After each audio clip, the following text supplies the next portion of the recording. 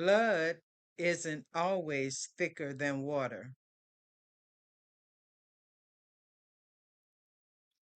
For years, my sons and I have not been close, but at least we did have some contact with one another. Both of them left home at an early age and went into the military. They were overseas most of the time or stationed away from home, so I reasoned that this was why we weren't close. I would say we just didn't know each other. I was a single parent raising three children with no assistance from their father. My house was the house where kids hung out with my kids. I was the mom who drove them and their friends where they wanted to hang out. I tried to be there for them as much as possible. I did things with each of them separately one Saturday a month to spend quality time with each of them.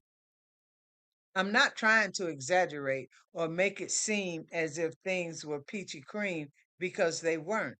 I struggled financially and we moved a lot.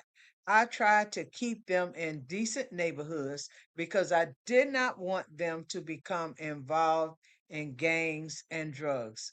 I tried to get them most of the material things they wanted and needed, and I brought them up in church and taught them about Christ. In my mind, I was a pretty good mother. Not a perfect mother, but not a horrible mother either. For me, the good outweighs the bad. For them, it seems the bad outweighs the good. Nothing occurred that I am aware of that warrants the estrangement. I've asked over and over if something happened to them as children that I missed, if they were molested or something. The answer was always no. Because we moved so much during those years of struggle, I dealt with a lot of shame and ridicule. Rumors spread about me, and a lot of ugly things were said about me by people in my church. I couldn't afford to be out of work, so I worked a lot of temporary jobs. When the job ended, I moved on to another if one was available. Instead of asking me what happened, people said I couldn't hold on to a job. I was accused of being an unfit mother, and one of the leaders in the church even voiced this to my youngest son. My children experienced shame and ridicule too, but they never discussed it with me. One day, just before he cut me out of his life in a fit of rage, my youngest son said that he had always been ashamed of me. When he said that, it crushed me. He told me that I am dead to him and he is mourning my funeral now because he will not be there when I die. He doesn't want me to have anything to do with him or his family. A few months later, my oldest son sent me a text saying, I'm going to need you to no longer pray for me. Respect my wishes. I don't find any power in the way you pray. In fact, I feel that it is more harm than helpful. Thank you. I've tried to love you, but I realize I don't love you. You are poisonous to my soul. I can't hold on to you anymore. So now you have lost me too. When my son sent that text, that seemed to come out of nowhere, I was shocked. My mind was whirling, trying to figure out how they could feel this way and say things like this to me. Me, the one who sacrificed so that they could have. Me, the one who believed that despite the struggle, I was blessed to have my children, me, the one who was proud of them and bragged about their accomplishments, me, the one who invested my life into them only to have them become adults and turn away from me and each other. As you can imagine, the words both my sons said hurt me deeply, but I realized that my sons, both of them, were hurting, and that's why. It's ironic that we are most hurtful to others when we are in pain ourselves. You've heard the saying, hurt people, right? It is just as strange that we usually lash out at those we love the most. We might not see it because of the rejection we are receiving from our children, but the pain cuts both ways. It was not my choice to sever the relationship with my sons, and it is probably not your choice that you and your child are estranged either.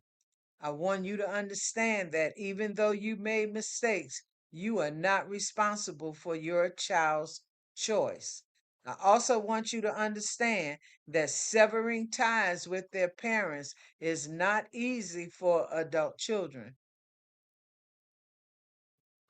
Before your child made the decision to cut you off, they may have agonized over it for quite a while. Keep in mind that same devil that came and interfered with your family wants to destroy every member of your family. Your child may put on a front and act as if the situation doesn't bother them, but it does. They are hurting too. They just don't know how to come back. Even with this knowledge, and as much as I tried to not to allow it, the troubled relationship between my sons and me was beginning to consume me. I started experiencing the same grief I experienced when my daughter passed on to eternal life. But I don't blame my children. It was not my sons saying such hurtful and foolish things to me. My sons do not speak to me and disrespect me in that way. But Satan, the accuser of the brethren, does. The Bible clearly speaks about the reality of spiritual warfare. The Word of God would not mention spiritual warfare if it were not a reality. We can ignore it, pretend spiritual warfare doesn't exist, but it doesn't change the fact that it does. Paul in Ephesians 6 verse 12 warns, "For we wrestle not against flesh and blood, but against principalities, against powers, against the rulers of the darkness of this world, against spiritual wickedness in high places." In this passage, Paul is talking about spiritual warfare. Understand that your child is not your enemy. Neither is your child's spouse, nor any other human being. No, the devil and his demons are your enemies, and they will use everyone and everything they can to distract, discourage, and destroy you, especially the people you love most. He wants us to view our family members as our enemies because if we are busy fighting each other, then we will not form a united front against him. People have been so programmed to believe that other people are responsible for their problems that they find it difficult to believe this truth.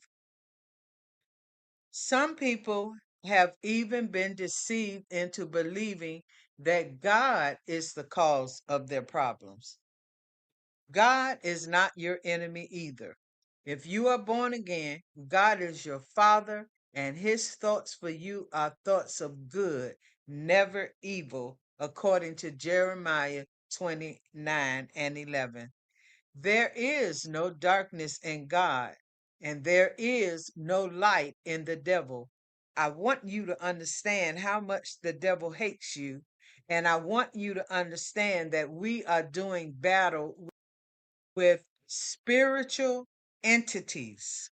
Just as God is light, Satan, the devil, is darkness. Estrangement is tough. In the midst of your pain, it may be difficult to get past the hurt your child has caused.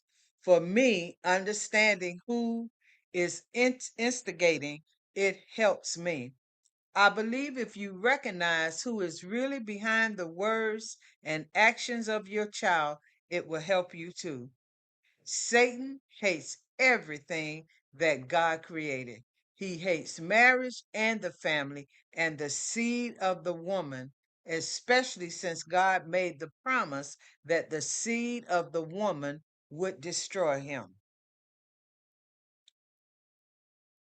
Declare this with me right now. God brought my child here for a purpose, and the will of God in their life shall be done here on earth as it is in heaven. Now, I'm not saying that my son's or your child is possessed by the devil or anything like that. What I am saying is Satan will use whoever yields themselves to him, according to Romans 6:16, saved or unsaved, knowingly or unknowingly. He, Satan, is the father of lies. He perverts what really happened and continuously pumps his lies into the head of any person who will listen to him. Then he preys on the pain he has caused to get them to carry out his character and bring about division and ultimately destruction.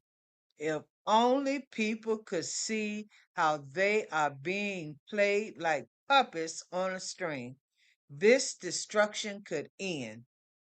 If a lie is told long enough, after a while, the majority of people will begin to believe it unless they have the discernment of the Holy Spirit.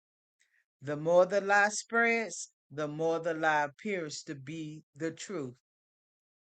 I know it's easier said than done, but don't take your child's rejection personally. Don't make it about you. Make it only about the deception they have fallen prey to. That way, you won't become angry with them and you will show mercy towards them and pray for them. When you feel yourself getting sad and when they cross your mind, pray and then praise God for the answer. Decree God's word over the situation. When my son texted me and requested that I stop praying for him, it confirmed to me that my prayer and standing in faith is working. The effective, fervent prayer of a righteous man avails much, as it says in James 5:16. As believers, we are covered under the blood of Jesus, and we have authority through Christ Jesus. Next to introducing our children to Christ, I believe the next best thing a parent can do for their child is to intercede for them, even if their child is grown.